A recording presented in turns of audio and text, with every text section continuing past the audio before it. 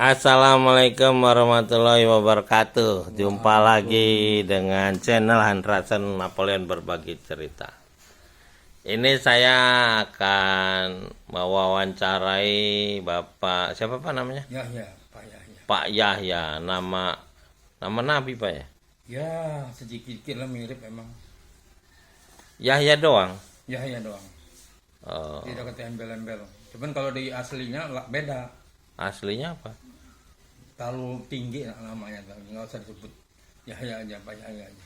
Ya ini kan namanya wawancara, orang pengen tahu Pak. Enggak. Tinggi itu nama. Tinggi itu takutnya dianggap embel-embel yang luar biasa, jangan. Ya Biasa nggak aja namanya apa-apa. aja, Pak Yahya. Pak Ya Yahya enggak, itu kan doa. Orang tua itu kan ngasih nama doa.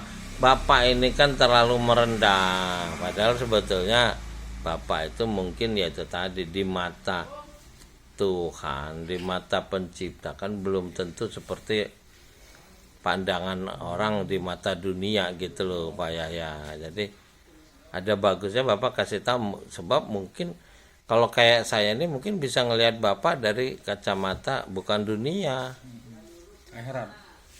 Ya enggak juga sih, cuman artinya saya Alam gaib lah. nggak terlalu gampang melihat orang dari materi, sebab dari pengalaman saya orang yang banyak materi ini umumnya bukan orang baik gitu loh. Orang-orang yang banyak materi, kaya, pejabat ini umumnya mereka adalah orang-orang yang menuhankan dunia, tidak menghargai manusia lain. Jadi saya cenderung nggak kagum gitu loh. Nah itu mungkin bisa dijelasin nama Bapak, biarin saya tahu mungkin. Jadi adalah dikit tambah namanya, kalau dalam gaibnya nama asli sama nama Ahmad Yahya namanya. Oh, Ahmad Yahya, ya jelas kan Ahmad Yahya. Ahmad tuh berarti nggak semua orang punya nama Ahmad atau Muhammad tuh. Sebab banyak orang kalau dari lahir dikasih nama Muhammad kadang malah dia nakal karena keberatan namanya. Iya. Kalau dia Cuman masalah, kalau dia masalah nanti. udah tua, nah udah panggil orang Muhammad atau Ahmad kadang penghargaan, makom gitu loh. Jadi dia dilihat orang itu ada yang orang lain hormati gitu loh, Iya. secara spiritual. Jadi menurut Bapak kan kenal dengan saya ini. Kenal sudah dari udah bukan lagi setahun 2 tahun. Ya, Handrason Napoleon ya Pak ya. Handrason Napoleon. Nah ini saya punya channel Handrason Napoleon Berbagi Cerita. Mungkin Bapak punya gambaran tentang diri saya ini yang saya nggak tahu. Namanya saya juga kan nggak bisa menilai diri saya sendiri. Ya, silakan coba Pak. Pak Anderson ini ya bukan ini ngeramal, bukan, cuman sevisi karena kami sering bertemu, jadi kita tahu siapa Anderson itu. Anderson itu seorang insinyur Napoleon, artinya memang dia tamat dan UI yang jadi dosen di UB yang aku tahu. Kedua, tiga, dia pernah pekerja PU, artinya orang yang memang semangat bekerja, yang terpilih di pemerintah, artinya masih dipandang, dinilai orang masyarakat.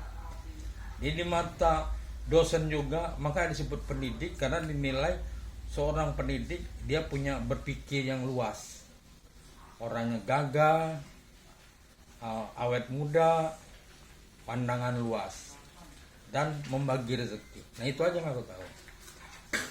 Oh ya, alhamdulillah lah, mungkin Pak Yahya kenal dari sisi itu. Baiknya itu sisi baiknya. Apa perlu dikasih tahu juga yang buruknya?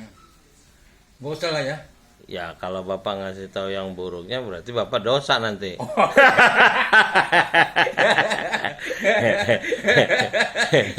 Sebab itu namanya membuka aib orang. Oh iya. Dan itu dilarang. Dilarang dalam agama karena aib itu hanya rahasia Allah.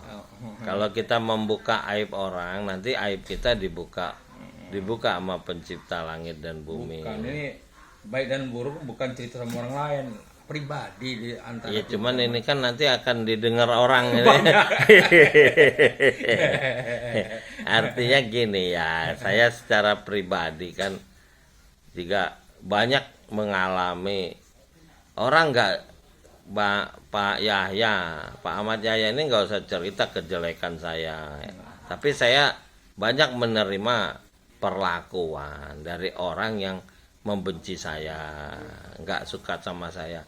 Berarti kan saya tahu bahwa saya ini bukan yang baik aja, yang seperti Bapak ceritakan itu. Berarti kan banyak juga orang yang mandang saya ini nggak baik, sampai membenci, sampai mau membunuh. Jadi saya ini Pak Yahya bukan sekedar, malah saya ngerasa cenderung hampir nggak ada orang yang suka sama saya nih.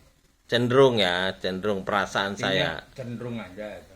Ya karena perasaan saya banyaklah orang yang benci, nggak suka, bahkan saya sering mau dibunuh orang oleh keluarga sendiri malah. Bukan, kan aneh, tapi memang ada 1, 2, 3 yang saya juga kaget. Misalnya ada Kiai Abah Anwar di Toba, Kampung Udik, Lampung Timur tuh yang bisa bilang saya profesor, padahal dia yang profesor, dia yang menciptakan generator pembangkit listrik untuk kampungnya, sekampung tuh dia dapat listrik dari dia, dan dia adalah dulu orang yang tukang bawain sendalnya Insinyur Bung Karno, sehingga dia menurut dia dapat petunjuk dari Bung Karno untuk membuat generator listrik itu pakai air mikrohidro. Itu orangnya ada, dia muat menara tinggi kembar yang 125 meter itu, mungkin Bapak pernah dengar.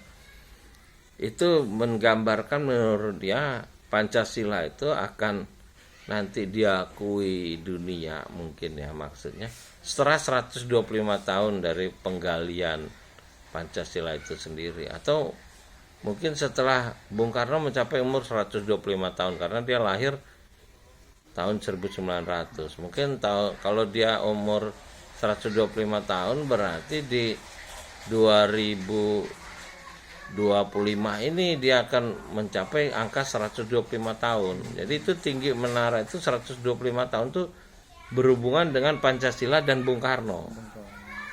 Nah, ini kan kita udah 2 tahun lagi nih, Pak, akan masuk ke 2025. Nah, andai kata ternyata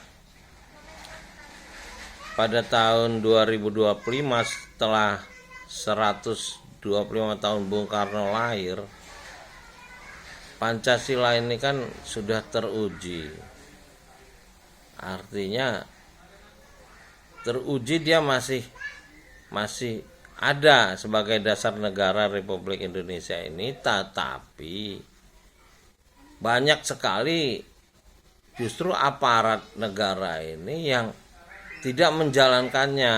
Seperti sejak kita merdeka, banyak sekali warga negara Indonesia ini yang terbunuh oleh aparat bersenjata, baik oleh perebutan kekuasaan atau justru seperti bahasa NKRI harga mati itu kalau dulu dipakai orang ketika ngelawan Inggris, ngelawan Belanda, bukan ketika membunuh warga negara Indonesia. Ya artinya untuk menghadapi musuh dari luar negeri. Nah, ini gimana menurut Bapak? Kalau menurut aku, yang namanya NKRI itu yang harga mati, maksud tujuannya bukan berarti suku bangsa lain, tapi sesungguhnya memang suku bangsa sendiri, kalau memang dia niat menghancurkan Pancasila, itu termasuk melanggar NKRI sendiri. Dengan adanya menghancurkan NKRI artinya disebut bangsa tapi bukan bangsa Indonesia, cuman penilaian orang aja yang disebut bangsa Indonesia, tapi pribadinya bukan bangsa Indonesia. Karena bangsa Indonesia dia sudah jelas, NKRI itu Pancasila itu harga mati, artinya bersatu negara ini, tidak ada yang mengorong-orong ataupun merusak negara itu sendiri. Itu satu. Kedua, istilah orang itu kenapa disebut negara luar kok kita zaman penjajah? Karena jelas dulu rakyat Indonesia dulu memang bahasanya sudah teguh berpikirnya, kuat. Makanya dulu itu hukum yang terjadi terciptanya hukuman NKRI terjadi itu bunuhnya segala orang luar, memang untuk NKRI itu harga mati untuk orang-orang yang memang kejiwaan hatinya itu memang sudah teguh. Tapi sekarang ini kita keteguhan ini akan dibentuk lagi dengan apa? Orang-orang yang memang sengaja mungkin disuplai ataupun dibisikin dari luar untuk menghancurkan negara itu sendiri. Itu aja Pak. Oke, jadi gini, maksud saya NKRI harga mati ini adalah slogan dulu dipakai ketika melawan Penjajah. tentara Inggris atau ketika mempertahankan kemerdekaan. Ya, ya. Nah, setelah merdeka kan kita ini ada namanya hukum, ada polisi Pak. Polisi ini kan memang membenahi masyarakat.